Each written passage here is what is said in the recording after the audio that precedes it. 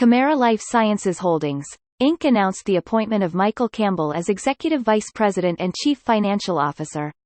Michael brings extensive financial leadership experience across global public companies, spanning corporate finance, accounting and reporting, investor relations, corporate tax, international business operations and merger and acquisitions.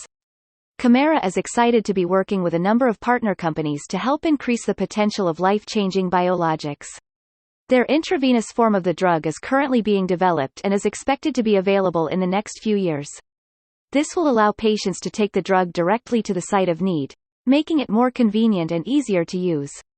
Additionally, CMRA is working on a subcutaneous form of the drug that is expected to be available in the near future. This will allow patients to take the drug directly to their skin, making it more convenient and easier to use.